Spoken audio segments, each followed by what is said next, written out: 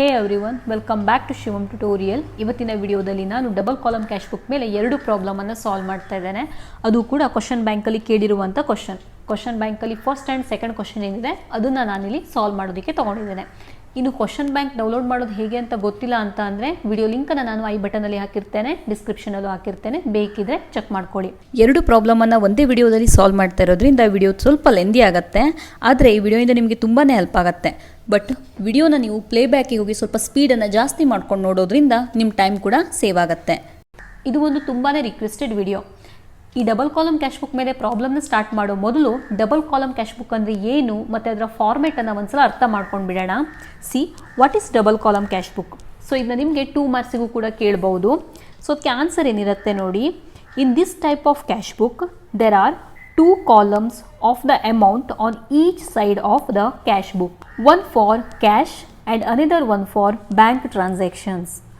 The bank column is balanced in the same way as the cash column. However, in the bank column there can be credit balance also because of overdraft taken from the bank.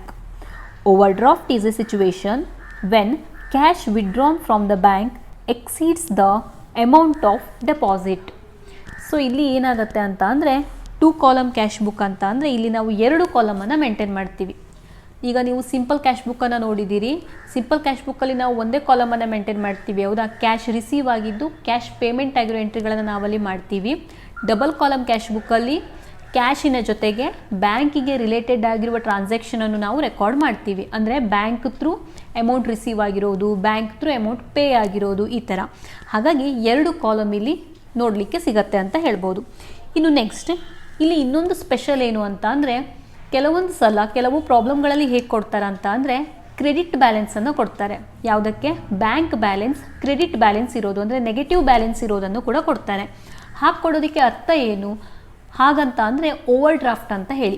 Over draft ಅಂತ ಅಂದರೆ ನಿಮ್ಮ bank ಅಕೌಂಟಲ್ಲಿ ಎಷ್ಟು balance ಇರುತ್ತೆ ಅದಕ್ಕಿಂತಲೂ ಜಾಸ್ತಿ ನೀವು withdraw ಮಾಡಿದಾಗ ಅದು ಓವರ್ ಡ್ರಾಫ್ಟ್ ಅಂತ ಅನ್ಸ್ಕೊಳ್ಳುತ್ತೆ. ಓವರ್ ಡ್ರಾಫ್ಟ್ ಅಂತ ಅಂದರೆ ಇದು ಒಂದು ರೀತಿಯ ಲೋನ್ ಅಂತಲೂ ನಾವು ಹೇಳ್ಬೋದು. ನೆಕ್ಸ್ಟ್ ಬ್ಯಾಂಕ್ ಅದಕ್ಕೆ ಇಂಟ್ರೆಸ್ಟನ್ನು ಚಾರ್ಜ್ ಮಾಡುತ್ತೆ. ಅಂದರೆ ಎಷ್ಟು ಅಮೌಂಟ್ ನೀವು ಜಾಸ್ತಿಯಾಗಿ ವಿಡ್ರಾ ಮಾಡ್ತೀರಿ ಅದಕ್ಕೆ ಇಂಟ್ರೆಸ್ಟನ್ನು ಚಾರ್ಜ್ ಮಾಡಿ ಅದು ರಿಟರ್ನ್ ಪೇ ಮಾಡಿಸ್ಕೊಳತ್ತೆ. ಸೊ ಇದು ಒಂದು ಓವರ್ ಡ್ರಾಫ್ಟ್ ಸಿಚುವೇಶನ್. ಆ ಥರ negative balance means credit side balance ಇದ್ದಿದ್ದನ್ನು ಕೂಡ ನಿಮಗೆ ಪ್ರಾಬ್ಲಮಲ್ಲಿ ಕೊಡ್ಬೋದು.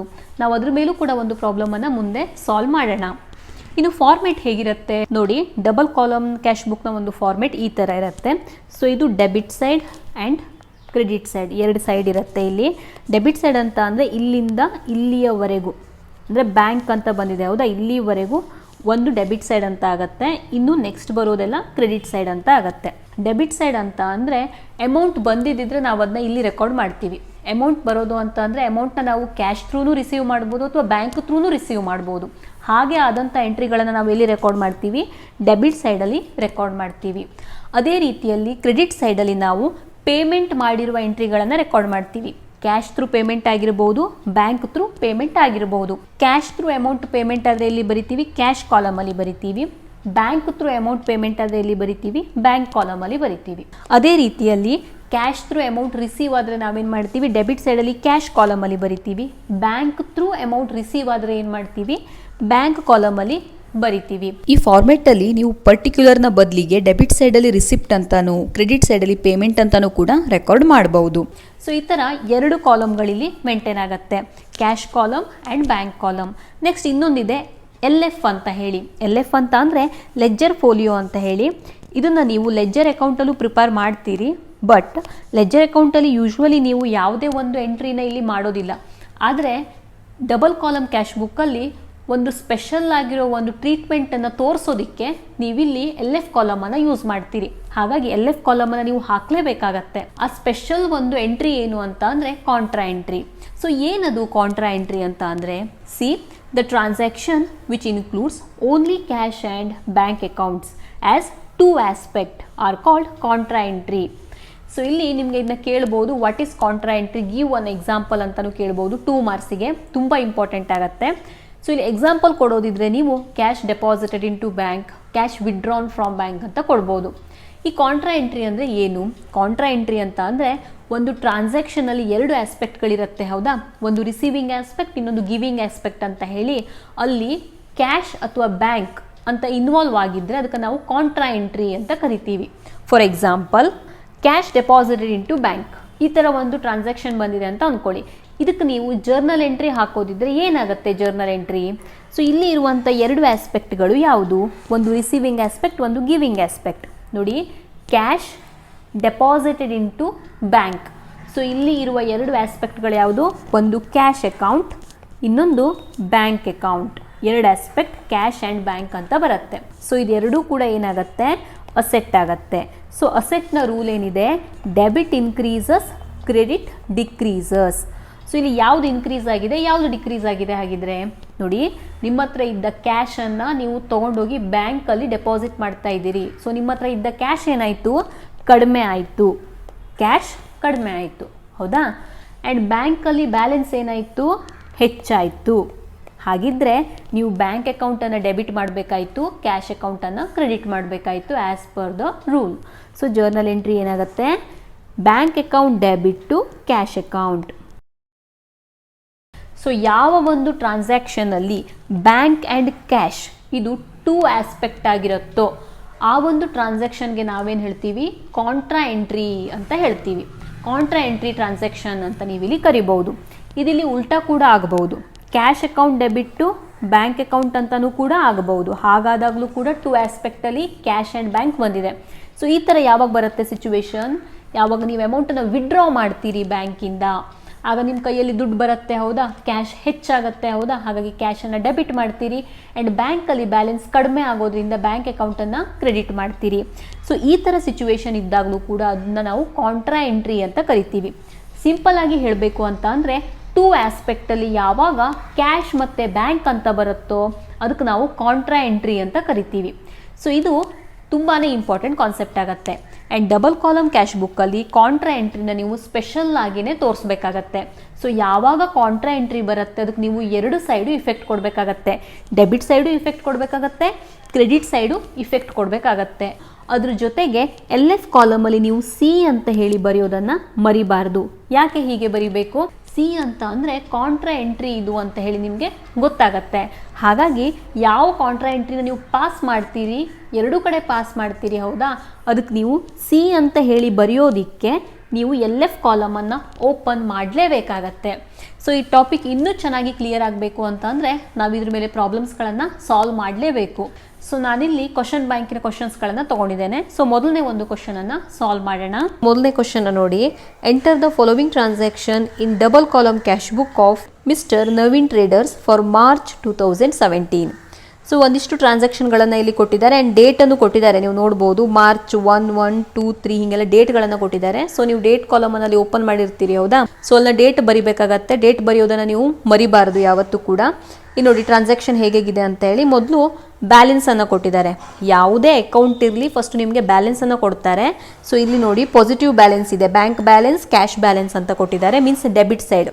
ಅಸೆಟ್ ಯಾವಾಗಲೂ ಕೂಡ ಯೂಶ್ವಲಿ ಡೆಬಿಟ್ ಬ್ಯಾಲೆನ್ಸನ್ನು ತೋರಿಸ್ತಾ ಇರುತ್ತೆ. ಬ್ಯಾಂಕ್ ಆ್ಯಂಡ್ ಕ್ಯಾಶ್ ಇದೇನು ಅಸೆಟ್ ಆಗುತ್ತೆ, ಹೌದಾ? ಹಾಗಂತ ಹೇಳಿ ಬ್ಯಾಂಕ್ ನಿಮಗೆ ನೆಗೆಟಿವ್ ಬ್ಯಾಲೆನ್ಸನ್ನು ಕೊಡ್ಬೋದು, ಮೀನ್ಸ್ ಕ್ರೆಡಿಟ್ ಸೈಡಲ್ಲಿ ಇರುವಂಥದ್ದು, ಮೀನ್ಸ್ ಅದು ಓವರ್ ಡ್ರಾಫ್ಟ್ ಆಗಿರುತ್ತೆ. ಯಾವಾಗ ಓವರ್ ಡ್ರಾಫ್ಟ್ ಕೊಡ್ತಾರೆ ಅದು ಕ್ರೆಡಿಟ್ ಸೈಡ್ ಬ್ಯಾಲೆನ್ಸ್ ಅಂತ ಹೇಳಿ ಅರ್ಥ. ಇಲ್ಲ ಅಂತ ಅಂದರೆ ಅದು ಡೆಬಿಟ್ ಬ್ಯಾಲೆನ್ಸ್ ಆಗಿರುತ್ತೆ. ಸೊ ಇಲ್ಲಿ ಬ್ಯಾಂಕ್ ಬ್ಯಾಲೆನ್ಸ್ ಆ್ಯಂಡ್ ಕ್ಯಾಶ್ ಬ್ಯಾಲೆನ್ಸನ್ನು ಕೊಟ್ಟಿದ್ದಾರೆ, ಹೌದಾ? ಸೊ ಇವು debit balance. To balance brought down ಅಂತ ಹೇಳಿ ನಾವು ಸ್ಟಾರ್ಟ್ ಮಾಡ್ತೀವಿ. ನೆಕ್ಸ್ಟ್ ನೋಡಿ, ಪರ್ಚೇಸ್ ಫರ್ನಿಚರ್ ಬೈ ಚೆಕ್. ಯಾವಾಗ ಬ್ಯಾಂಕ್ ಥ್ರೂ ನಿಮಗೆ ಟ್ರಾನ್ಸಾಕ್ಷನ್ ಆಗಿರುತ್ತೆ ಅಂದರೆ ನೀವೊಂದು ಫರ್ನಿಚರ್ನ ಪರ್ಚೇಸ್ ಮಾಡಿದ್ದೀರಿ, ಆದರೆ ನೀವು ಕ್ಯಾಶ್ ಕೊಟ್ಟಿಲ್ಲ, ಬದಲಾಗಿ ಚೆಕ್ ಕೊಟ್ಟಿದ್ದೀರಿ. ನೀವು ಪರ್ಚೇಸ್ ಮಾಡಿರೋ ಫರ್ನಿಚರ್ಗೆ ಚೆಕ್ ಥ್ರೂ ಪೇಮೆಂಟ್ ಮಾಡಿದ್ದೀರಿ ಅಂತ ಅಂದರೆ ಬ್ಯಾಂಕಿಂದ ಅಮೌಂಟ್ ಅವರು ವಿಡ್ರಾ ಮಾಡ್ಕೋತಾರೆ. ಸೊ ಯಾವಾಗ ಚೆಕ್ ಅಂತ ಬರುತ್ತೆ ಅದು ಬ್ಯಾಂಕಿಗೆ ಸಂಬಂಧಪಟ್ಟ ಟ್ರಾನ್ಸಾಕ್ಷನ್ ಆಗಿರುತ್ತೆ. ಸೊ ಅಮೌಂಟನ್ನು ಬ್ಯಾಂಕ್ ಕಾಲಮಲ್ಲಿ ಬರೀಬೇಕಾಗತ್ತೆ. ನೆಕ್ಸ್ಟ್ ನೋಡಿ, sold goods for cash. Sold goods for cash ಅಂದರೆ ಏನು? ಒಂದು ಗೂಡ್ಸನ್ನು ಸೇಲ್ ಮಾಡಿದ್ದಾರೆ, ಬದಲಾಗಿ ಕ್ಯಾಶ್ ಏನಾಗಿದೆ? ರಿಸೀವ್ ಆಗಿದೆ. ನೀವು ಕ್ಯಾಶ್ ಬುಕ್ಕಲ್ಲಿ ಪ್ರಾಬ್ಲಮನ್ನು ಸಾಲ್ವ್ ಮಾಡಬೇಕಾದ್ರೆ ತುಂಬ ಇಂಪಾರ್ಟೆಂಟಾಗಿ ನೋಡ್ಕೊಳ್ಬೇಕಾಗಿರೋದೇನು ಅಂತ ಅಂದರೆ ಕ್ಯಾಶ್ ಬಂತೋ ಅಥವಾ ಕ್ಯಾಶ್ ಹೋಯಿತು, ಕ್ಯಾಶ್ ರಿಸೀವ್ ಆಗ್ತಾ ಇದೆಯೋ, ಕ್ಯಾಶ್ ನಮ್ಮಿಂದ ಹೋಗ್ತಾ ಇದೆಯೋ ಅನ್ನೋದನ್ನು ನೋಡ್ಕೊಳ್ಬೇಕು ನೀವು. ಕ್ಯಾಶ್ ರಿಸೀವ್ ಆದರೆ ಆ ಎಂಟ್ರಿ ಎಲ್ಲಿ ಬರುತ್ತೆ ಹೇಳ್ರಿ? ಡೆಬಿಟ್ ಸೈಡಲ್ಲಿ ಬರುತ್ತೆ. ಅದೇ ಕ್ಯಾಶ್ ನಮ್ಮಿಂದ ಹೋದರೆ, ಮೀನ್ಸ್ ನಾವು ಕ್ಯಾಶ್ ಪೇಮೆಂಟ್ ಮಾಡಿದರೆ, ನಮ್ಮಿಂದ ಕ್ಯಾಶ್ ಔಟ್ಫ್ಲೋ ಆಗ್ತಾ ಉಂಟು ಅಂದರೆ ಅದೆಲ್ಲಿ ಬರುತ್ತೆ? ಎಂಟ್ರಿ ಕ್ರೆಡಿಟ್ ಸೈಡಲ್ಲಿ ಬರುತ್ತೆ. ಸೊ ಇಲ್ಲಿ ನೋಡ್ರಿ, ಗೂಡ್ಸನ್ನು ಸೇಲ್ ಮಾಡ್ತೀರಿ ಅಂದರೆ ದುಡ್ಡು ಏನಾಯಿತು ನಿಮಗೆ, ರಿಸೀವ್ ಆಯಿತು. ಹೌದಾ, ದುಡ್ಡು ಬರ್ತಾ ಇದೆ. ಹೌದಾ, ಡೆಬಿಟ್ ಸೈಡ್ ಎಂಟ್ರಿ ಪಾಸ್ ಆಗುತ್ತೆ. ನೆಕ್ಸ್ಟ್ ನೋಡಿ, ಪರ್ಚೇಸ್ಡ್ ಗೂಡ್ಸ್ ಫಾರ್ ಕ್ಯಾಶ್. ಗೂಡ್ಸನ್ನು ಪರ್ಚೇಸ್ ಮಾಡ್ತಾ ಇದ್ದೀರಿ. ಗೂಡ್ಸನ್ನು ಪರ್ಚೇಸ್ ಮಾಡಬೇಕು ಅಂದರೆ ಕ್ಯಾಶ್ ಏನಾಯಿತು, ನಿಮ್ಮಿಂದ ಹೋಯ್ತೋ ಅಥವಾ ನಿಮಗೆ ಬಂತೋ, ನಿಮ್ಮಿಂದ ಹೋಗುತ್ತೆ. Next, cheque received from Rahul deposited on same day. ಇದು ತುಂಬಾ ಇಂಪಾರ್ಟೆಂಟ್ ಟ್ರಾನ್ಸಾಕ್ಷನ್ ಆಗುತ್ತೆ ಆ್ಯಂಡ್ ತುಂಬ ಸ್ಟೂಡೆಂಟಿಗೆ ಈ ಒಂದು ಟ್ರಾನ್ಸಾಕ್ಷನ್ ಕನ್ಫ್ಯೂಷನ್ನ ಮಾಡಿಕೊಡುತ್ತೆ. ಸೊ ಇದು ಕಾಂಟ್ರಾ ಎಂಟ್ರಿ ಆಗುತ್ತಾ ಅಥವಾ ಇದು ಸಿಂಪಲ್ ಎಂಟ್ರಿ ಆಗುತ್ತಾ ಅನ್ನೋ ಕನ್ಫ್ಯೂಷನ್ ಇಲ್ಲಿ ಕ್ರಿಯೇಟ್ ಆಗಿಬಿಡುತ್ತೆ. ಸೊ ಇದರ ಟ್ರೀಟ್ಮೆಂಟನ್ನು ನಾನು ಸಾಲ್ವ್ ಮಾಡ್ತಾನೆ ಹೇಳ್ತೇನೆ. Next, cash withdrawn from bank. ನೋಡಿ, ಕಾಂಟ್ರಾ ಎಂಟ್ರಿ ಇಲ್ಲಿ ಬಂತು. ಹೌದಾ, ಡೈರೆಕ್ಟ್ ಆಗಿದೆ ಈ ಒಂದು ಟ್ರಾನ್ಸಾಕ್ಷನ್. ಯಾವಾಗ ನೀವು ಬ್ಯಾಂಕಿಂದ ಕ್ಯಾಶನ್ನು ವಿಡ್ರಾ ಮಾಡ್ತೀರಿ, ಯಾವಾಗ ನೀವು ಕ್ಯಾಶನ್ನು ಬ್ಯಾಂಕಿಗೆ ಡೆಪಾಸಿಟ್ ಮಾಡ್ತೀರಿ, ಎಂಟ್ರಿ ಏನಾಗುತ್ತೆ, ಅದು ಕಾಂಟ್ರಾ ಎಂಟ್ರಿ ಆಗಿಬಿಡತ್ತೆ. ಸೊ ಇದರ ಟ್ರೀಟ್ಮೆಂಟ್ ಒಂದು ಸ್ಪೆಷಲ್ ಆಗಿರುತ್ತೆ. ಇದನ್ನು ಕೂಡ ಎಕ್ಸ್ಪ್ಲೇನ್ ಮಾಡ್ತಾ ನಾನು ಕರೆಕ್ಟಾಗಿ ಹೇಳ್ತೇನೆ. Next, paid salary. ಸ್ಯಾಲರಿನ ಪೇ ಮಾಡ್ತಾ ಇದ್ದೀರಿ ಅಂದರೆ ಅರ್ಥ ಏನು, ಕ್ಯಾಶ್ ನಿಮ್ಮಿಂದ ಹೋಯ್ತು ಅಥವಾ ಕ್ಯಾಶ್ ಬಂತು. ಯಾವಾಗ ಪೇಯ್ಡ್ ಅನ್ನೋ ವರ್ಡ್ ಇರುತ್ತೆ ಅಂದರೆ ನೀವು ಪೇ ಮಾಡ್ತಾ ಇದ್ದೀರಿ ಅಂತ ಹೇಳಿ, ಅಂದರೆ ಕ್ಯಾಶ್ ನಿಮ್ಮಿಂದ ಹೊರಗಡೆ ಹೋಯ್ತು ಅಂತ ಹೇಳಿ ಅರ್ಥ, ಔಟ್ ಫ್ಲೋ ಆಯಿತು ಅಂತ ಹೇಳಿ. Next, rent paid by cheque. ರೆಂಟನ್ನು ಪೇ ಮಾಡ್ತಾ ಇದ್ದೀರಿ, ಆದರೆ ಹೇಗೆ ಪೇ ಮಾಡ್ತಾ ಇದ್ದೀರಿ, ಚೆಕ್ ಥ್ರೂ ಪೇಮೆಂಟ್ ಮಾಡ್ತಾ ಇದ್ದೀರಿ. ಸೊ ಈ ಥರ ಒಂದು ಪ್ರಾಬ್ಲಮನ್ನು ನಿಮಗೆ ಇಲ್ಲಿ ಕೊಟ್ಟಿದ್ದಾರೆ. ಸೊ ಇದನ್ನ ಸಾಲ್ವ್ ಮಾಡೋಣ. ನಾನು ಆಲ್ರೆಡಿ ಫಾರ್ಮೆಟ್ಗಳನ್ನೆಲ್ಲ ಹಾಕಿಟ್ಟಿದ್ದೇನೆ, ನೋಡ್ಬೋದು ನೀವಿಲ್ಲಿ. In the books of Naveen traders, double column cash book, debit and credit. Date particular LF cash column ಹಾಕಿದ್ದೇನೆ, ಬ್ಯಾಂಕ್ ಕಾಲಮ್ ಹಾಕಿದ್ದೇನೆ, and date particular LF cash and bank column. So ಪ್ರಾಬ್ಲಮನ್ನು start ಮಾಡೋಣ. ನಾವು ಡೇಟ್ ಹೆಂಗೆ ತೊಗೊಳ್ತೀವಿ, 1/3/2017 ಅಂತ ತೊಗೊಳ್ತೀವಿ. ಇಲ್ಲಿ ನೋಡಿ, ಇಯರ್ ಕೊಟ್ಟಿದ್ದಾರೆ. ಹೌದಾ, 2017 ಅಂತ. ಸೊ 1/3/2017ಕ್ಕೆ ಏನು ಟ್ರಾನ್ಸಾಕ್ಷನ್ ಇದೆ, ಬ್ಯಾಲೆನ್ಸನ್ನು ಕೊಟ್ಟಿದ್ದಾರೆ. ಸೊ 2 ಬ್ಯಾಲೆನ್ಸ್ ಇದೆ ನೋಡಿ ಇಲ್ಲಿ, ಎರಡೂ ಕೂಡ 1/3ಕ್ಕೆ ಅಂದರೆ ಬಿಗಿನಿಂಗ್ ಬ್ಯಾಲೆನ್ಸ್ ಇದೆ ಇಲ್ಲಿ. ಹೌದಾ, ಬಿಗಿನಿಂಗ್ ಬ್ಯಾಲೆನ್ಸ್ ಅಂದರೆ ಓಪನಿಂಗ್ ಬ್ಯಾಲೆನ್ಸ್ ಆಗುತ್ತೆ. ಸೊ ಅದಕ್ಕೆ ನಾವೇನು ಮಾಡ್ತೀವಿ, ಡೆಬಿಟ್ ಸೈಡಲ್ಲಿ 2 ಬ್ಯಾಲೆನ್ಸ್ ಬ್ರಾಡ್ ಡೌನ್ ಅಂತ ಎಂಟ್ರಿ ಪಾಸ್ ಮಾಡ್ತೀವಿ.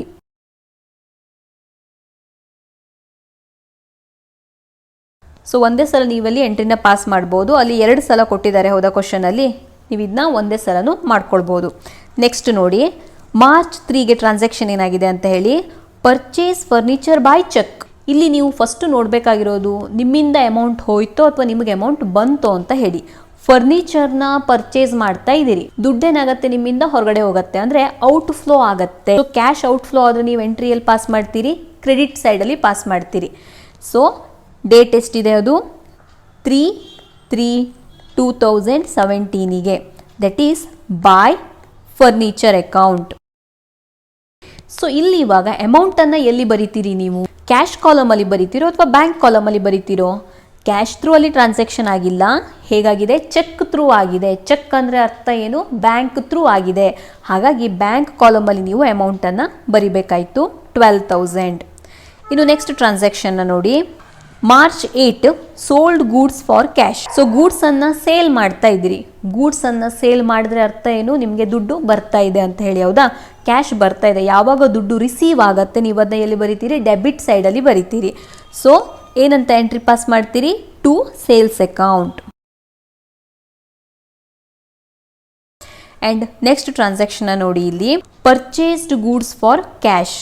ಗೂಡ್ಸನ್ನು ಪರ್ಚೇಸ್ ಮಾಡ್ತಾ ಇದ್ದೀರಿ ಅಂದರೆ ದುಡ್ಡೇನಾಯಿತು, ಔಟ್ ಫ್ಲೋ ಆಯಿತು, ಹೊರಗಡೆ ಹೋಯಿತು. ಹೌದಾ, ಯಾವಾಗ ಕ್ಯಾಶ್ ಔಟ್ ಫ್ಲೋ ಆಗುತ್ತೆ ಟ್ರಾನ್ಸಾಕ್ಷನಲ್ಲಿ ಬರುತ್ತೆ, ಕ್ರೆಡಿಟ್ ಸೈಡಲ್ಲಿ ಬರುತ್ತೆ, ಬೈ ಪರ್ಚೇಸ್ ಅಕೌಂಟ್. ಸೊ ಇಲ್ಲಿ ನೋಡ್ಬೋದು ನೀವು, ಎಂಟ್ರಿಗಳನ್ನು ಪೋಸ್ಟಿಂಗ್ ಮಾಡುವಾಗ ನಾನು ಎಲ್ಲೂ ಕೂಡ ಕ್ಯಾಶ್ ಅಕೌಂಟ್ ಅಂತ ಬರೆದಿಲ್ಲ, ಸೇಲ್ಸ್ ಅಕೌಂಟ್ ಅಂತ ಬರೆದೆ, ಫರ್ನಿಚರ್ ಅಕೌಂಟ್ ಅಂತ ಬರೆದೆ, ಪರ್ಚೇಸ್ ಅಕೌಂಟ್ ಅಂತ ಬರೆದೆ. ಯಾಕೆ ನಾನು ಕ್ಯಾಶ್ ಅಕೌಂಟ್ ಅಂತ ಬರೀಲಿಲ್ಲ, ಯಾವತ್ತೂ ನೆನ್ಪಿಟ್ಕೊಳ್ಳಿ, ನೀವು ಇಲ್ಲಿ ಕ್ಯಾಶ್ ಬುಕ್ಕನ್ನು ಪ್ರಿಪೇರ್ ಮಾಡಿದ್ದೀರಿ, ಕ್ಯಾಶ್ ಬುಕ್ ಒಳಗಡೆ ಮತ್ತೆ ಕ್ಯಾಶ್ ಅಕೌಂಟ್ ಅಂತ ನೀವು ಬರೀಬಾರ್ದು. ಹಾಗಾಗಿ ಅದರ ಅಪೋಸಿಟ್ ಎಂಟ್ರಿ ಏನಿರುತ್ತೆ ಅದು ಇಲ್ಲಿ ಬರುತ್ತೆ. ಈಗ ನೀವು ಫರ್ನಿಚರ್ನ ಪರ್ಚೇಸ್ ಮಾಡಿದ್ರೆ ಜರ್ನಲ್ ಎಂಟ್ರಿ ಏನಾಗುತ್ತೆ, furniture account debit to cash account. ಇಲ್ಲಿ ನೀವು ಫರ್ನಿಚರ್ನ ಬ್ಯಾಂಕ್ ಥ್ರೂ ಪರ್ಚೇಸ್ ಮಾಡ್ತಾ ಇದ್ದೀರಿ. ಹೌದಾ, ಚೆಕ್ ಕೊಟ್ಟು ಪರ್ಚೇಸ್ ಮಾಡ್ತಾ ಇದ್ದೀರಿ. ಹೌದಾ, ಜರ್ನಲ್ ಎಂಟ್ರಿ ಏನಾಗುತ್ತೆ, furniture account debit to bank account ಅಂತ ಆಗುತ್ತೆ. ಸೊ ನಾನು ಇಲ್ಲೆಲ್ಲೂ ಕೂಡ ಬ್ಯಾಂಕ್ ಅಕೌಂಟ್ ಅಂತ ತೊಗೊಂಡಿಲ್ಲ, ಕ್ಯಾಶ್ ಅಕೌಂಟ್ ಅಂತ ತೊಗೊಂಡಿಲ್ಲ, ಬದಲಾಗಿ ಅದರ ಅಪೋಸಿಟ್ ಎಂಟ್ರಿ ಫರ್ನಿಚರ್ ಅಕೌಂಟ್ ಅಂತ ತೊಗೊಂಡೆ. ಅದೇ ರೀತಿಯಲ್ಲಿ ಸೇಲ್ ಆಗಿದ್ದಕ್ಕೆ ಎಂಟ್ರಿ ನೋಡಿ, ಈಗ ನೀವು ಒಂದು ಗೂಡ್ಸನ್ನು ಸೇಲ್ ಮಾಡ್ತೀರಿ ಅಂದರೆ ಜರ್ನಲ್ ಎಂಟ್ರಿ ಏನಾಗುತ್ತೆ, cash account debit to sales account ಅಂತ ಜರ್ನಲ್ ಎಂಟ್ರಿ ಆಗುತ್ತೆ. ಹೌದಾ, ಸೇಲ್ ಮಾಡೋದ್ರಿಂದ ದುಡ್ಡು ನಿಮಗೆ ಬರುತ್ತೆ, ಹಾಗಾಗಿ cash account debit to sales account ಅನ್ನೋದು ಜರ್ನಲ್ ಎಂಟ್ರಿ ಆಗುತ್ತೆ. ನಾನಿಲ್ಲಿ ಏನು ಮಾಡಿದೆ, ಕ್ಯಾಶ್ ಅಕೌಂಟ್ ಅಂತ ತಗೊಂಡ, ಇಲ್ಲ ಸೇಲ್ಸ್ ಅಕೌಂಟ್ ಅಂತ ಹೇಳಿ ತಗೊಂಡೆ. ಸೊ ಇದನ್ನ ಅಬ್ಸರ್ವ್ ಮಾಡ್ಕೊಳ್ಬೇಕು, ಇಲ್ಲೆಲ್ಲೂ ಕೂಡ ನೀವು ಕ್ಯಾಶ್ ಅಕೌಂಟ್ ಅಂತ ಹೇಳಿ ಮತ್ತೆ ಬರಿಬಾರ್ದು. ಅಕೌಂಟ್ಸ್ ಒಳಗಡೆ ಅದೇ ನೇಮ್ ಇಲ್ಲಿ ಬರಬಾರ್ದು. ಅಪೋಸಿಟ್ ಎಂಟ್ರಿನ ನಾವಿಲ್ಲಿ ಪಾಸ್ ಮಾಡ್ತಾ ಇರ್ತೀವಿ. ಆದರೆ ಕಾಂಟ್ರಾ ಎಂಟ್ರಿನ ಪಾಸ್ ಮಾಡುವಾಗ ಮಾತ್ರ ಕ್ಯಾಶ್ ಅಕೌಂಟ್ ಬ್ಯಾಂಕ್ ಅಕೌಂಟನ್ನು ನಾವಿಲ್ಲಿ ತೊಗೊಳ್ತೀವಿ. ಹಾಗೆ ತೊಗೊಂಡ್ಬಿಟ್ರೆ ಅದು ರಾಂಗ್ ಆಗುತ್ತೆ ಅಂತನಾ? ಇಲ್ಲ, ಅದು ಅಪೋಸಿಟ್ ಸೈಡಲ್ಲಿ ಎಂಟ್ರಿ ಹಾಕೋದ್ರಿಂದ ಮತ್ತು ಅಮೌಂಟನ್ನು ನಾವು ಅಪೋಸಿಟ್ ಸೈಡಲ್ಲಿ ಬರೆಯೋದ್ರಿಂದ ಅದಲ್ಲಿ ಅಡ್ಜಸ್ಟ್ ಆಗುತ್ತೆ, ಅದು ತಪ್ಪಾಗಲ್ಲ. ಅದು ನಿಮಗೆ ಮುಂದೆ ಸಾಲ್ವ್ ಮಾಡಿದಾಗ ಗೊತ್ತಾಗುತ್ತೆ.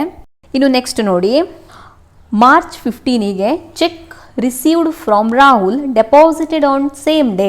ಅಂದರೆ ನಾವು ಯಾವುದಾದ್ರೂ ಒಂದು ವಸ್ತುನ ಮಾರಿದ್ದೀವಿ ಅಂತ ಅಂದ್ಕೊಳ್ಳಿ, ಒಬ್ಬ ವ್ಯಕ್ತಿ ನಮಗೆ ದುಡ್ಡು ಕೊಟ್ಟಿದ್ದಾನೆ, ಅದವ್ನು ಹೆಂಗೆ ಕೊಟ್ಟಿದ್ದಾನೆ ದುಡ್ಡನ್ನು, ಚೆಕ್ ಥ್ರೂ ಪೇಮೆಂಟ್ ಮಾಡ್ತಾ ಇದ್ದಾನೆ.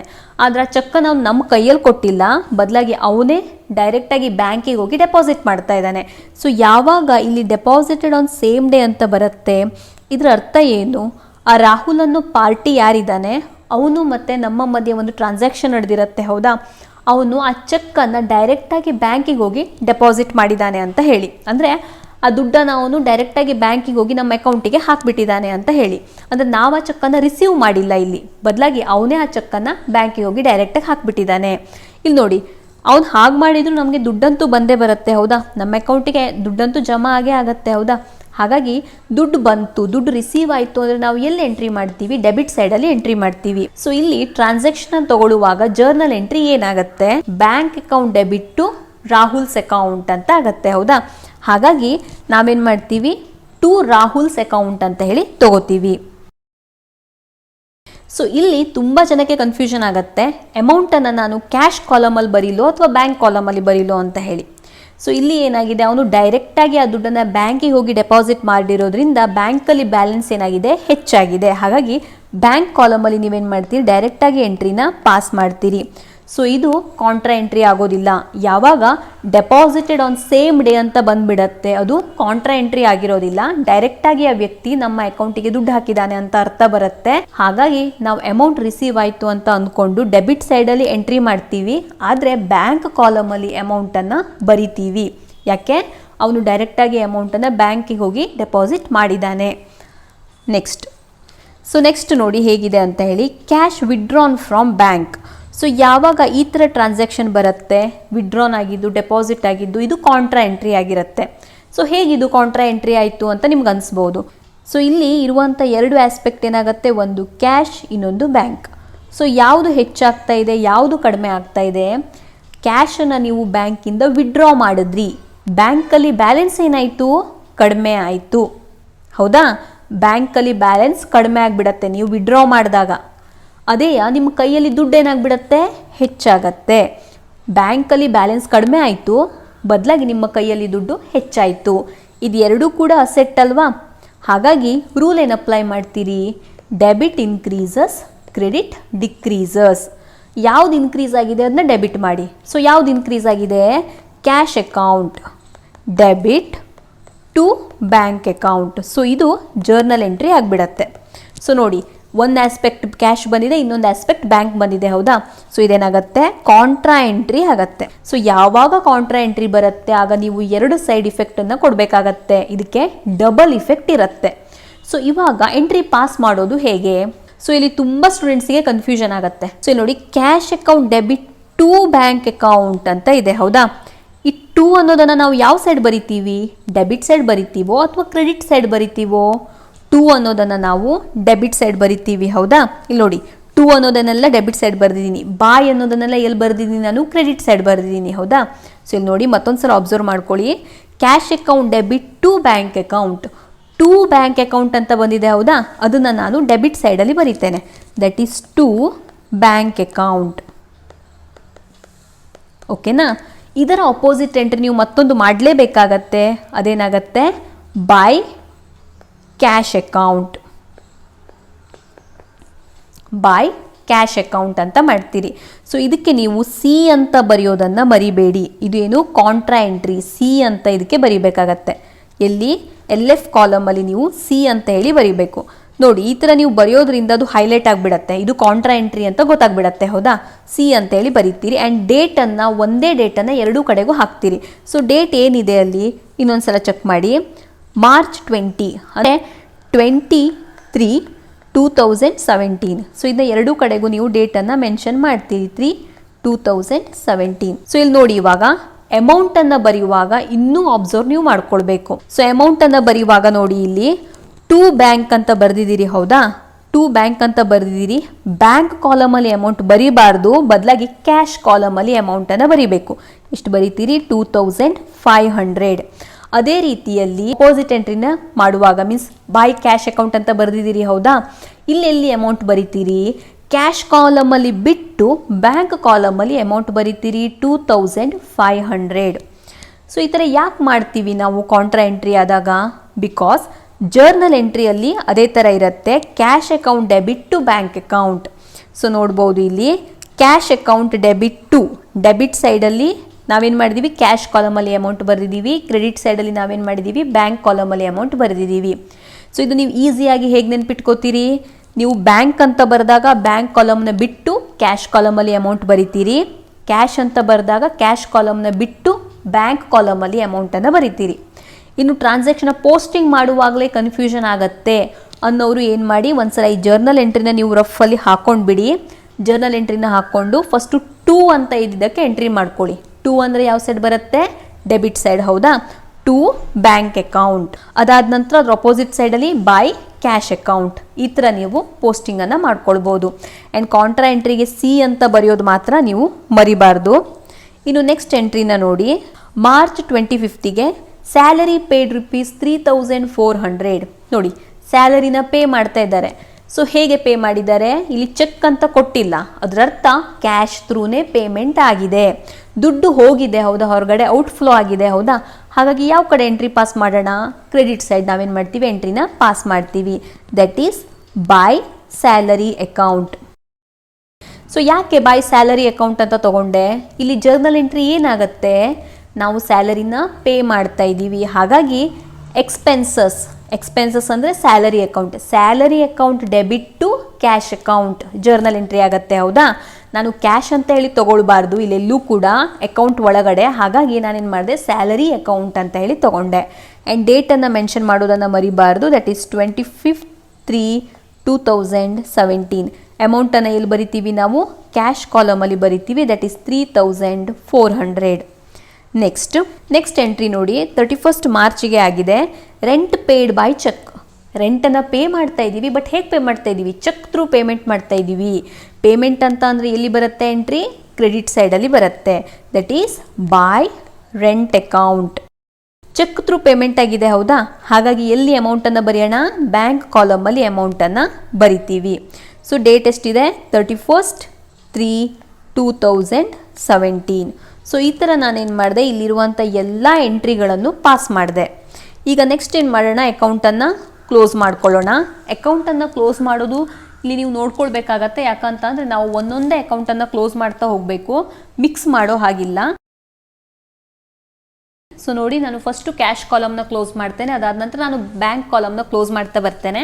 ಒಂದ್ಸಲ ನೀವು ಹಾಗೆ ನೋಡ್ಕೊಳ್ಳಿ ಯಾವ ಕಡೆ ಜಾಸ್ತಿ ಇದೆ ಅಂತ ಹೇಳಿ ಬ್ಯಾಲೆನ್ಸ್. ನೀವು ನೋಡ್ಬೋದು ಡೆಬಿಟ್ ಸೈಡಲ್ಲಿ 17,000 ಇದೆ, 13,000 ಇದೆ, 2,500 ಇದೆ. ಹೌದಾ, ಅದರರ್ಥ ಡೆಬಿಟ್ ಸೈಡಲ್ಲೇ ಬ್ಯಾಲೆನ್ಸ್ ಜಾಸ್ತಿ ಇದೆ ಅಂತ ಆಯಿತು. ಸೊ ಎಷ್ಟಿದೆ ಒಂದ್ಸಲ ಚೆಕ್ ಮಾಡ್ಕೊಳ್ಳೋಣ. 32,500. ಇವಾಗ 32,500 ನಾನು ಕ್ರೆಡಿಟ್ ಸೈಡಲ್ಲಿ ಇದ್ದಂಥ ಅಮೌಂಟನ್ನು ಲೆಸ್ ಮಾಡ್ತೇನೆ. ನೋಡಿ, ನಾನೀಗ ಕ್ಯಾಶ್ ಕಾಲಮಲ್ಲೇ ಎಂಟ್ರಿನ ಮಾಡ್ತಾ ಇರುವಂಥದ್ದು. ಕ್ಯಾಶ್ ಕಾಲಮಲ್ಲಿ ಇರುವಂಥ ಅಮೌಂಟನ್ನು ಮಾತ್ರ ನೋಡ್ತಾ ಇದ್ದೇನೆ. Less 5,000 less 3,400. ಸೊ ಬ್ಯಾಲೆನ್ಸ್ ಎಷ್ಟು ಬರ್ತಾ ಇದೆ? 24,100. ಈಗ ನೆಕ್ಸ್ಟ್ ನಾವೇನು ಮಾಡೋಣ? ಬ್ಯಾಂಕ್ ಕಾಲಮನ್ನು ಕ್ಲೋಸ್ ಮಾಡೋಣ. ಬ್ಯಾಂಕ್ ಕಾಲಮಲ್ಲಿ ಎಲ್ಲಿ ಬೇಕಾದರೂ ಅಮೌಂಟ್ ಜಾಸ್ತಿ ಇರ್ಬೋದು, ಕಡಿಮೆನೂ ಇರ್ಬೋದು. ಇಲ್ಲೂ ಒಂದ್ಸಲ ನೋಡ್ಕೊಂಬಿಡಿ. ಡೆಬಿಟ್ ಸೈಡಲ್ಲಿ 44,000 ಇದೆ, 9,500 ಇದೆ. ಹೌದಾ, ಕ್ರೆಡಿಟ್ ಸೈಡಲ್ಲಿ 12,000 ಇದೆ, 2,500 ಇದೆ, 2,600 ಇದೆ. ಸೊ ಜಾಸ್ತಿ ನಿಮಗೆ ಎಲ್ಲಿದೆ ಅಂತ ಅನಿಸ್ತಾ ಇದೆ? ಡೆಬಿಟ್ ಸೈಡಲ್ಲಿ. ಹೌದಾ, ಸೊ ಎಷ್ಟಿದೆ? 44,000 ಪ್ಲಸ್ 9,500 ಅಂದರೆ ಎಷ್ಟಾಗತ್ತೆ? 53,500 500. ಸೊ ಇದನ್ನ ನಾನು ಎರಡೂ ಕಡೆಗೂ ಬರ್ಕೊಳ್ತೇನೆ. 53,500. ಅದಾದ ನಂತರ 53,500 ಕ್ರೆಡಿಟ್ ಸೈಡ್ ಇದ್ದಂಥ ಅಮೌಂಟನ್ನು ಲೆಸ್ ಮಾಡ್ತೇನೆ. 12,000 ಮೈನಸ್ 2,500 ಮೈನಸ್ 2,600. ಸೊ ಅಮೌಂಟ್ ಎಷ್ಟು ಬರುತ್ತೆ? 36,400. ಸೊ ನೋಡಿ, ಈ ಥರ ನಾನೇನು ಮಾಡಿದೆ, ಅಕೌಂಟನ್ನು ಕ್ಲೋಸ್ ಮಾಡಿದೆ. ಸೊ ಇವಾಗ ನೀವು ಏನು ಅಮೌಂಟ್ ಇಲ್ಲಿ ಫೈನಲಿ ನಿಮಗೆ ಬಂದಿತ್ತು ಅದು ಅಕೌಂಟಿನ ಕ್ಲೋಸಿಂಗ್ ಬ್ಯಾಲೆನ್ಸ್ ಆಗಿರುತ್ತೆ, ಹೌದಾ? ಈ ಬುಕ್ಕಿನ ಕ್ಲೋಸಿಂಗ್ ಬ್ಯಾಲೆನ್ಸ್ ಅದು. ಸೊ ಅದಕ್ಕೆ ಏನಂತ ಹೆಸರು ಕೊಡ್ತೀರಿ? By balance carry down. And ಇದಕ್ಕೆ ನೀವು ಡೇಟ್ ಯಾವ್ದು ಕೊಡ್ತೀರಿ? ಆ ಒಂದು ಪರ್ಟಿಕ್ಯುಲರ್ ಮಂತಿನ ಎಂಡ್ ಡೇಟನ್ನು ಕೊಡಬೇಕಾಗತ್ತೆ. ಸೊ ಇಲ್ಲಿ ಯಾವ ಮಂತ್ ಕೊಟ್ಟಿದ್ರು? ಮಾರ್ಚ್ ಕೊಟ್ಟಿದ್ರು, ಹೌದಾ?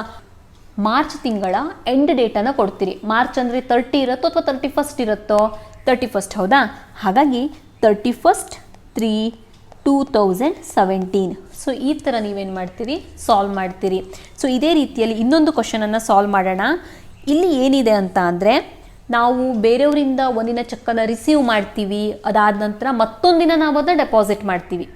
ಸೊ ಈಗ ಮೊದಲನೇ ಪ್ರಾಬ್ಲಮಲ್ಲಿ ಹೇಗಿತ್ತು? ಆ ಪಾರ್ಟಿ ಏನು ಮಾಡಿದ್ದ? ರಾಹುಲ್ ಅವನೇ ಹೋಗಿ ಚೆಕ್ಕನ್ನು ಡೆಪಾಸಿಟ್ ಮಾಡಿದ್ದ, ಹೌದಾ? ಡೆಪಾಸಿಟೆಡ್ ಆನ್ ಸೇಮ್ ಡೇ ಅಂತ ಇತ್ತು. ಬಟ್ ಈಗ ನಾವು ಸಾಲ್ವ್ ಮಾಡೋ ಪ್ರಾಬ್ಲಮಲ್ಲಿ ಸ್ವಲ್ಪ ಚೇಂಜ್ ಇರುತ್ತೆ. ಯಾವ ಪಾರ್ಟಿ ನಮಗೆ ಅಮೌಂಟ್ ಕೊಡಬೇಕಿತ್ತು ಅವನೇ ಚೆಕ್ಕನ್ನು ಡೆಪಾಸಿಟ್ ಮಾಡೋದಿಲ್ಲ. ಅಂದರೆ ಡೆಪಾಸಿಟೆಡ್ ಆನ್ ಸೇಮ್ ಡೇ ಅಂತ ಇಲ್ಲ ಇಲ್ಲಿ. ಬದಲಾಗಿ ಆ ಚೆಕ್ಕನ್ನು ನಾವು ರಿಸೀವ್ ಮಾಡಿ ಇಟ್ಕೊಂಡಿರ್ತೀವಿ, ಮುಂದೊಂದಿನ ನಾವು ಅದನ್ನು ಡೆಪಾಸಿಟ್ ಮಾಡ್ತೀವಿ. ಸೊ ಇಲ್ಲಿ ಸ್ವಲ್ಪ ಚೇಂಜ್ ಇದೆ ಕ್ವಶನ್. ಸೊ ಹೇಗಿದೆ ಅಂತ ಹೇಳಿ ನೋಡೋಣ.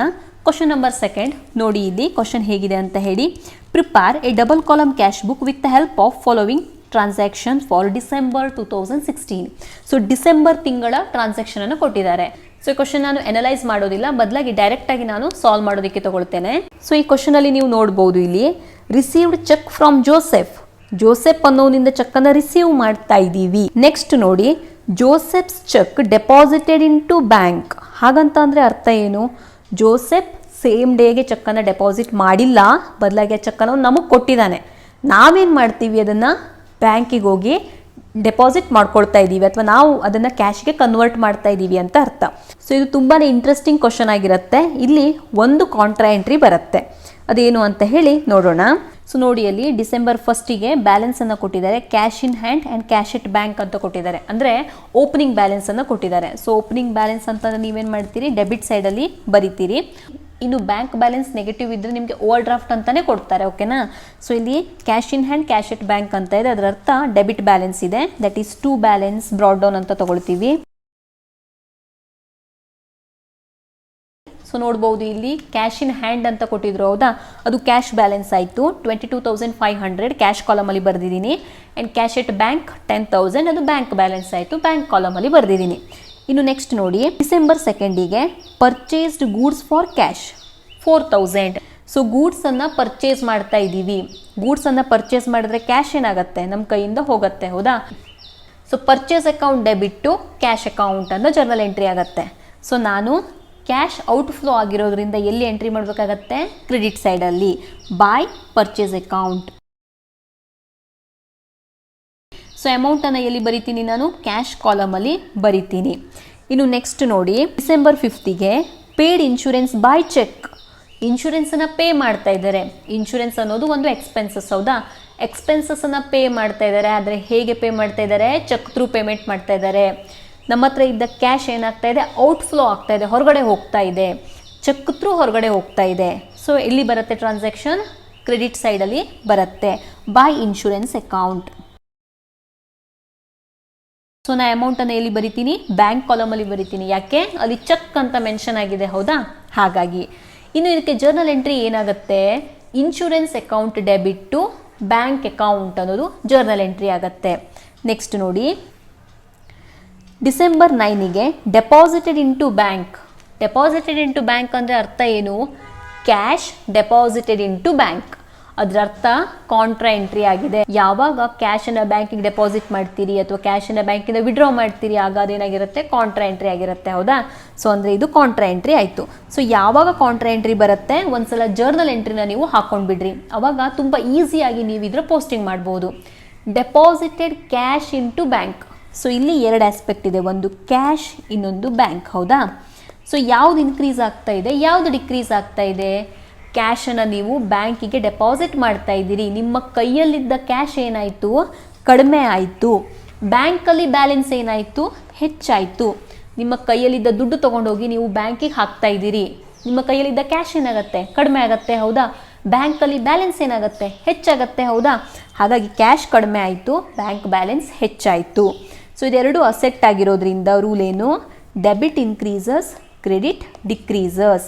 ಸೊ ಯಾವುದು ಇನ್ಕ್ರೀಸ್ ಆಗುತ್ತೆ ಅದನ್ನ ಡೆಬಿಟ್ ಮಾಡಿ. ಯಾವುದು ಇನ್ಕ್ರೀಸ್ ಆಗ್ತಾ ಇದೆ ಇಲ್ಲಿ, ಬ್ಯಾಂಕ್ ಅಕೌಂಟ್ ಏನಾಗುತ್ತೆ, ಇನ್ಕ್ರೀಸ್ ಆಗ್ತಾ ಇದೆ, ಸೊ ಡೆಬಿಟ್ ಮಾಡ್ತೇನೆ. ಆ್ಯಂಡ್ ಕ್ಯಾಶ್ ಅಕೌಂಟ್ನ ಏನು ಮಾಡ್ತೇನೆ ನಾನು, ಕ್ರೆಡಿಟ್ ಮಾಡ್ತೇನೆ.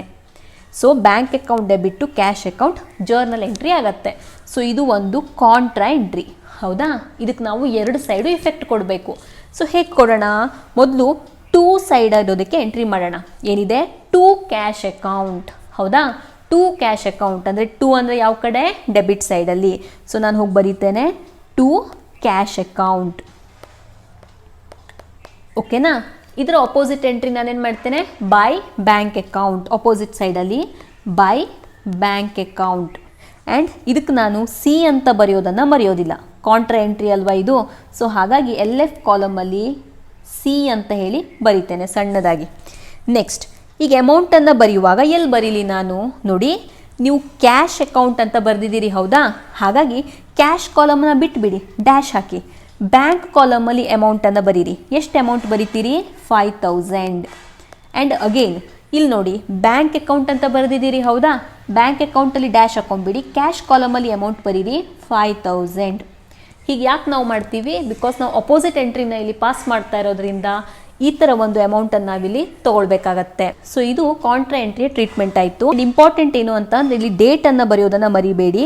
ಎರಡೂ ಟ್ರಾನ್ಸಾಕ್ಷನಿಗೂ ನೀವು ಒಂದೇ ಡೇಟನ್ನು ಹಾಕ್ತೀರಿ, ದಟ್ ಈಸ್ 9/12/2017.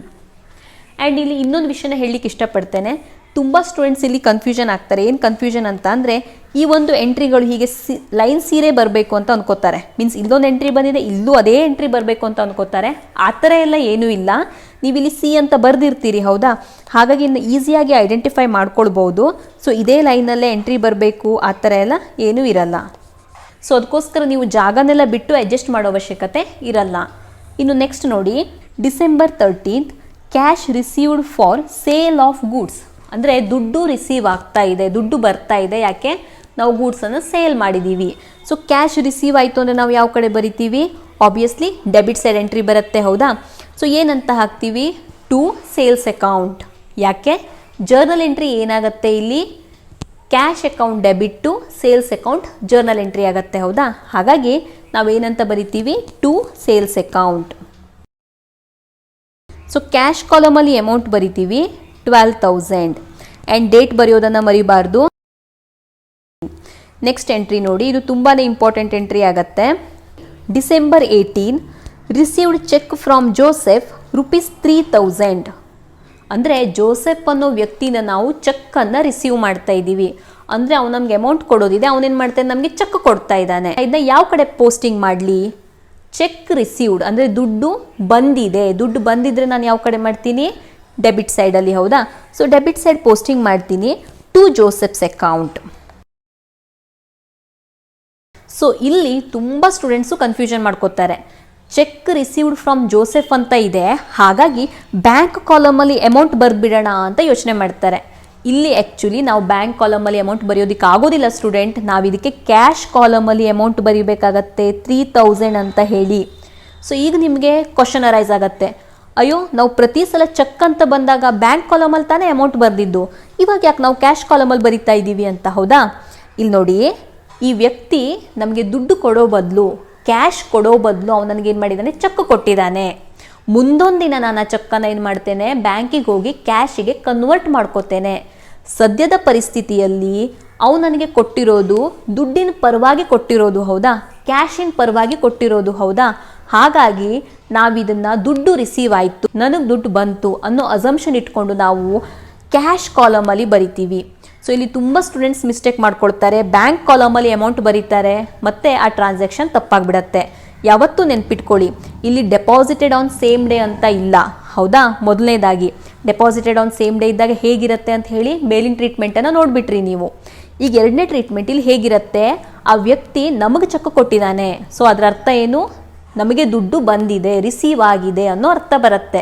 ಹಾಗಾಗಿ ನಾವೇನು ಮಾಡ್ತೀವಿ, ಒಬ್ಬ ವ್ಯಕ್ತಿಯಿಂದ ಚೆಕ್ಕನ್ನು ರಿಸೀವ್ ಮಾಡಿಕೊಂಡ್ರೆ ಕ್ಯಾಶ್ ಕಾಲಮಲ್ಲಿ ಅಮೌಂಟನ್ನು ಬರಿತೀವಿ. ಆ್ಯಂಡ್ ಅದಾದ ನಂತರ ಅಪೋಸಿಟ್ ಎಂಟ್ರಿ ಕಾಂಟ್ರಾ ಎಂಟ್ರಿ ಆಗಿಬಿಡತ್ತೆ. ಹಾಗಾಗಿ ಅದಲ್ಲಿ ಅಡ್ಜಸ್ಟ್ ಆಗತ್ತೆ. ಇದನ್ನು ನೆನ್ಪಿಟ್ಕೊಳ್ಬೇಕು. ನೆಕ್ಸ್ಟ್ ಟ್ರಾನ್ಸಾಕ್ಷನ್ ನೋಡಿ, ಇಲ್ಲಿ December 24 Joseph's cheque deposited into bank. ಅಮೌಂಟನ್ನು ಕೊಟ್ಟೇ ಇಲ್ಲ, ಹೌದಾ? ನೋಡಿ ಇನ್ನೊಂದ್ಸಲ ಓದ್ತೇನೆ. December 24 Joseph cheque deposited into bank ಅಂದರೆ ಆ ವ್ಯಕ್ತಿ ನಮಗೆ 18ನೇ ತಾರೀಕಿಗೆ ಚೆಕ್ ಕೊಟ್ಟಿದ್ದ, ಹೌದಾ? ನಾವೇನು ಮಾಡಿದ್ವಿ, ಆ ಚೆಕ್ಕನ್ನು ನಮ್ಮ ಕೈಯಲ್ಲೇ ಇಟ್ಕೊಂಡಿದ್ವಿ.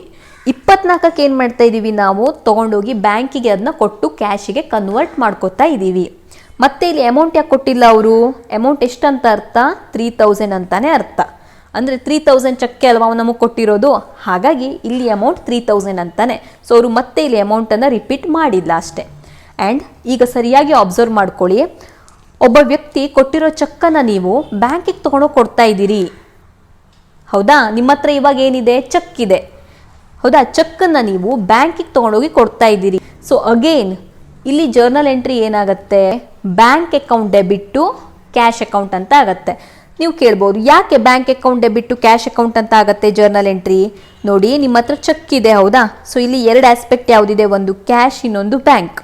ನಿಮ್ಮ ಹತ್ರ ಇರೋ ಚೆಕ್ಕನ್ನು ನೀವು ಬ್ಯಾಂಕಿಗೆ ತೊಗೊಂಡೋಗಿ ಕೊಡ್ತೀರಿ. ಸೊ ಅಲ್ಲಿ ನಿಮ್ಮ ಬ್ಯಾಲೆನ್ಸ್ ಏನಾಗ್ಬಿಡತ್ತೆ, ಹೆಚ್ಚಾಗತ್ತೆ, ಹೌದಾ? ಚೆಕ್ ಅಂತಂದರೆ ನಾನು ನಿಮಗೆ ಜಸ್ಟ್ ಹೇಳಿದ್ದೆ, ಚೆಕ್ಕನ್ನು ರಿಸೀವ್ ಮಾಡಿದ್ದೀರಿ ಅಂತ ಅಂದರೆ ನೀವು ದುಡ್ಡನ್ನು ರಿಸೀವ್ ಮಾಡಿದ್ದೀರಿ ಅಂತ ಅರ್ಥ. ಅದಕ್ಕೆ ನೀವು ಕ್ಯಾಶ್ ಕಾಲಮಲ್ಲಿ ಅಮೌಂಟನ್ನು ಬರೆದ್ರಿ ಅಂತ ಹೇಳಿದ್ದೆ, ಹೌದಾ? ನಿಮ್ಮ ಕೈಯಲ್ಲಿದ್ದೇನಾಯಿತು, ಕಡಿಮೆ ಆಯಿತು. ಬ್ಯಾಂಕಲ್ಲಿ ಬ್ಯಾಲೆನ್ಸ್ ಏನಾಯಿತು, ಹೆಚ್ಚಾಯಿತು. ಸೊ ಇಲ್ಲಿ ಜರ್ನಲ್ ಎಂಟ್ರಿ ಏನಾಗುತ್ತೆ, bank account debit to cash account. So ಇದು ಜರ್ನಲ್ ಎಂಟ್ರಿ ಆಗುತ್ತೆ, ಹೌದಾ? ಅಂದರೆ ಇದೇನಾಯಿತು, ಕಾಂಟ್ರಾ ಎಂಟ್ರಿ ಆಯಿತು. ಸೊ ಇದನ್ನು ನೀವು ನೆನ್ಪಿಟ್ಕೊಳ್ಬೇಕು. ಯಾವಾಗ ನಾವು ಒಬ್ಬ ವ್ಯಕ್ತಿಯಿಂದ ಚೆಕ್ಕನ್ನು ರಿಸೀವ್ ಮಾಡ್ತೀವಿ, ಆಗ ನಾವು ಕ್ಯಾಶ್ ಕಾಲಮಲ್ಲಿ ಅಮೌಂಟನ್ನು ಬರಿತೀವಿ. ಅದ್ರ ಜೊತೆಗೆ ಯಾವಾಗ ನಾವು ಆ ಚೆಕ್ಕನ್ನು ಡೆಪಾಸಿಟ್ ಮಾಡ್ತೀವಿ, ಆಗ ಕಾಂಟ್ರಾ ಎಂಟ್ರಿ ಆಗತ್ತೆ. ಸೊ ನಾವು ಎರಡು ಇಫೆಕ್ಟನ್ನು ಕೊಡಬೇಕಾಗತ್ತೆ. ಸೊ ನೋಡಿ, bank account debit to cash account, ಹೌದಾ? ಟು ಕ್ಯಾಶ್ ಅಕೌಂಟ್ ಅಂತ ಹೇಳಿ ಎಂಟ್ರಿ ಮಾಡ್ಕೊಳ್ಳೋಣ, to cash account. So opposite entry ಎಲ್ಲಿ ಬರುತ್ತೆ, ಬೈ ಬ್ಯಾಂಕ್ ಅಕೌಂಟ್. ಸೊ ಇವಾಗ ಅಮೌಂಟ್ ಬರೆಯುವಾಗ ನಾವೆಲ್ಲಿ ಬರಿತೀವಿ ನೋಡಿ, ಕ್ಯಾಶ್ ಇದೆ ಅಂತಂದರೆ ಕ್ಯಾಶ್ ಕಾಲಮ್ನ ಬಿಟ್ಟು ಬ್ಯಾಂಕ್ ಕಾಲಮಲ್ಲಿ ಅಮೌಂಟ್ ಬರಿತೀವಿ 3000. ಆ್ಯಂಡ್ ಇಲ್ಲಿ ಬ್ಯಾಂಕ್ ಕಾಲಮ್ ಇದೆ ಅಂದರೆ ಬ್ಯಾಂಕ್ ಕಾಲಮ್ ಬಿಟ್ಟು ಅಮೌಂಟ್ ಬರಿತೀವಿ ಕ್ಯಾಶ್ ಕಾಲಮಲ್ಲಿ 3000. ಆ್ಯಂಡ್ ಇದಕ್ಕೆ ನಾವು ಸಿ ಅಂತ ಬರೆಯೋದನ್ನು ಮರೆಯೋದಿಲ್ಲ, ಬಿಕಾಸ್ ಇದು ಕಾಂಟ್ರಾ ಎಂಟ್ರಿ, ಹೌದಾ? ಹಾಗಾಗಿ ಸಿ ಅಂತ ಹೇಳಿ ಇಲ್ಲಿ ನಾವು ಮೆನ್ಷನ್ ಮಾಡ್ತೀವಿ. ಆ್ಯಂಡ್ ಅಗೈನ್ ಇಂಪಾರ್ಟೆಂಟ್ ಥಿಂಗ್ಸ್, ಡೇಟನ್ನು ಬರೆಯೋದನ್ನು ಮರಿಬಾರ್ದು. ಸೊ ಡೇಟ್ ಯಾವಾಗಿದೆ, 24/12/2017 ಇದೆ. ಸೊ ಸೇಮ್ ಡೇಟನ್ನೇ ಹಾಕ್ತೀವಿ. ಸೊ ಈ ಥರ ಒಂದು ಇಫೆಕ್ಟನ್ನು ನಾವು ಕೊಡ್ತೀವಿ. ಇನ್ನು ನೆಕ್ಸ್ಟ್ ಒಂದು ಟ್ರಾನ್ಸಾಕ್ಷನ್ ನೋಡಿ. ಸೊ ಲಾಸ್ಟ್ ಟ್ರಾನ್ಸಾಕ್ಷನ್ ಇದೆ ಇಲ್ಲಿ, ತುಂಬಾ ಇಂಪಾರ್ಟೆಂಟ್ ಟ್ರಾನ್ಸಾಕ್ಷನ್ ನೋಡಿ. ಇಲ್ಲಿ withdrawal cash for personal use. ನೋಡಿ, ಕ್ಯಾಶ್ ವಿಡ್ರಾ ಫ್ರಮ್ ಬ್ಯಾಂಕ್ ಅಂತ ಇರುತ್ತೆ, cash withdraw for personal use ಅಂತ ಇರುತ್ತೆ. ಸೊ ಎರಡಕ್ಕೂ ತುಂಬ ಡಿಫ್ರೆನ್ಸ್ ಇದೆ. ಯಾವಾಗ ಅಲ್ಲಿ ಪರ್ಸ್ನಲ್ ಯೂಸ್ ಅಂತ ಬರುತ್ತೆ, ಅದರ ಅರ್ಥ ಡ್ರಾಯಿಂಗ್ಸ್ ಆಗಿದೆ ಅಂತ ಹೇಳಿ. ಅಂದರೆ ಬಿಸ್ನೆಸ್ಸಿನ ದುಡ್ಡನ್ನು ಪರ್ಸ್ನಲ್ ಯೂಸಿಗೆ ತೊಗೊಂಡು ಹೋಗುವಂಥದ್ದು, ಅದರ ಅರ್ಥ ಡ್ರಾಯಿಂಗ್ಸ್. ಸೊ ಇದಕ್ಕೆ ಜರ್ನಲ್ ಎಂಟ್ರಿ ಏನಾಗುತ್ತೆ? ಸೊ ಈ ಥರ ಇದ್ದಾಗ ಬರುವಂಥ ಎರಡು ಆಸ್ಪೆಕ್ಟ್ಗಳು ಯಾವ್ಯಾವುದು? ಒಂದು ಕ್ಯಾಶ್ ಅಕೌಂಟ್, ಇನ್ನೊಂದು ಡ್ರಾಯಿಂಗ್ಸ್ ಅಕೌಂಟ್. ಸೊ ಯಾವಾಗ ಡ್ರಾಯಿಂಗ್ ಆಗತ್ತೆ, ನಾವು ಡ್ರಾಯಿಂಗ್ಸ್ ಅಕೌಂಟ್ ಅಂತ ಹೇಳಿ ತಗೋತೀವಿ. ಸೊ ನೋಡಿ, ಇಲ್ಲಿ ಬಿಸ್ನೆಸ್ಸಿನ ಕ್ಯಾಶ್ ಏನಾಗ್ತದೆ, ಕಡಿಮೆ ಆಗುತ್ತೆ, ಹೌದಾ? ತೊಗೊಂಡು ಹೋಗ್ತಾರೆ ಕ್ಯಾಶನ್ನು. ಸೊ ಯಾವಾಗ ಕ್ಯಾಶ್ ಬಿಸ್ನೆಸ್ಸಿಂದ ಹೋಗುತ್ತೆ, ಕ್ಯಾಶ್ ಕಡಿಮೆ ಆಗುತ್ತೆ, ನಾವು ಕ್ಯಾಶನ್ನು ಏನು ಮಾಡ್ತೀವಿ, ಕ್ರೆಡಿಟ್ ಮಾಡ್ತೀವಿ. ಸೊ ಡ್ರಾಯಿಂಗ್ಸ್ ಅಕೌಂಟ್ ಡೆಬಿಟ್ ಆಗತ್ತೆ. Drawings account debit to cash account ಅನ್ನೋದು ಜರ್ನಲ್ ಎಂಟ್ರಿ ಆಗುತ್ತೆ.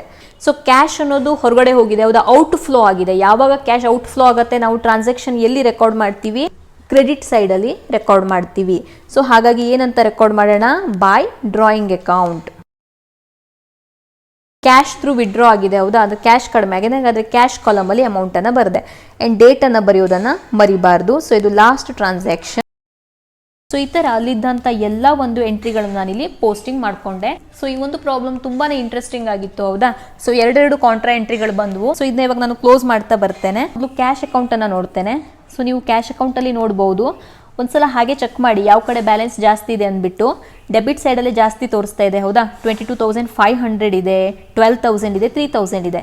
ಸೊ ಡೆಬಿಟ್ ಸೈಡೇ ಜಾಸ್ತಿ ಇದೆ ಅನಿಸ್ತಾ ಇದೆ. ಸೊ ನಾನು ಡೆಬಿಟ್ ಸೈಡ್ ಟೋಟಲ್ ಮಾಡ್ಕೋತೇನೆ. 22,500 ಪ್ಲಸ್ 12,000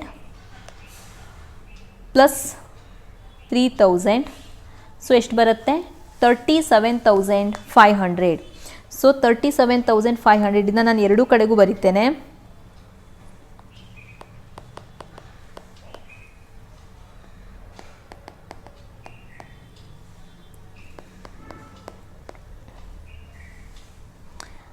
ಸೊ ನೋಡ್ಬೋದು 37,500ನ ನಾನು ಎರಡೂ ಕಡೆನೂ ಬರೆದೆ. ಇವಾಗ ಕ್ರೆಡಿಟ್ ಸೈಡಲ್ಲಿ ಇದ್ದಂಥ ಅಮೌಂಟನ್ನು ಲೆಸ್ ಮಾಡ್ತೇನೆ. ಎಷ್ಟಿದೆ? 4,000 ಇದೆ, ಆ್ಯಂಡ್ 5,000 ಇದೆ, ಆ್ಯಂಡ್ 3,000 ಇದೆ, ಆ್ಯಂಡ್ 1,000 ಇದೆ. ಸೊ ಬ್ಯಾಲೆನ್ಸ್ ಎಷ್ಟು ಬರ್ತಾ ಇದೆ? 24,500. ನೆಕ್ಸ್ಟ್ ಇದೇ ರೀತಿಯಲ್ಲಿ ಬ್ಯಾಂಕ್ ಅಕೌಂಟನ್ನು ಕ್ಲೋಸ್ ಮಾಡೋಣ. ಬ್ಯಾಂಕ್ ಅಕೌಂಟ್ ಒಂದ್ಸಲ ಚೆಕ್ ಮಾಡಿ ನೀವು. ಕ್ರೆಡಿಟ್ ಸೈಡಲ್ಲಿ ಕೇವಲ ಒಂದೇ ಅಮೌಂಟ್ ಇದೆ ಹೌದಾ, ಅಂದರೆ ಡೆಬಿಟ್ ಸೈಡೇ ಜಾಸ್ತಿ ಇದೆ. ಸೊ ಎಷ್ಟಿದೆ? 10,000 ಪ್ಲಸ್ 5,000 ಪ್ಲಸ್ 3,000. ಸೊ ಟೋಟಲ್ ಬರ್ತಾ ಇದೆ 18,000. ಸೊ 18,000 ನಾನು ಎರಡೂ ಕಡೆಗೂ ಬರ್ಕೊಳ್ತೇನೆ. ಆ್ಯಂಡ್ 18,000ಅಲ್ಲಿ 2,000ನ ಮೈನಸ್ ಮಾಡಿದಾಗ ಎಷ್ಟು ಬರುತ್ತೆ? 16,000. ಸೊ ಇದಕ್ಕೆ ನಾವೇನಂತ ಹೇಳ್ತೀವಿ? ಕ್ಲೋಸಿಂಗ್ ಬ್ಯಾಲೆನ್ಸ್ ಆಗಿರೋದ್ರಿಂದ ಬೈ ಬ್ಯಾಲೆನ್ಸ್ ಕ್ಯಾರಿ ಡೌನ್ ಹೌದಾ. ಡೇಟ್ ಯಾವ್ದು ಕೊಡ್ತೀವಿ? ಆ ಒಂದು ಮಂತಿನ ಎಂಡ್ ಡೇಟನ್ನು ಕೊಡ್ತೀವಿ. ಸೊ ಡಿಸೆಂಬರ್ ಅಂತಂದರೆ ನಾವೇನು ಮಾಡ್ತೀವಿ? 31/12/2017 ಅಂತ ಹೇಳಿ ಕೊಡ್ತೀವಿ. ಸೊ ಈ ಥರ ನಾವೇನು ಮಾಡ್ತೀವಿ? ಈ ಪ್ರಾಬ್ಲಮನ್ನು ಸಾಲ್ವ್ ಮಾಡ್ತೀವಿ. ಆ್ಯಂಡ್ ಇದರ ನೋಟ್ಸ್ ನಿಮಗೆ ಡಿಸ್ಕ್ರಿಪ್ಷನಲ್ಲಿ ಅವೈಲೇಬಲ್ ಇರುತ್ತೆ, ಬೇಕಿದ್ರೆ ನೀವು ಚೆಕ್ ಮಾಡ್ಕೊಳ್ಬೋದು.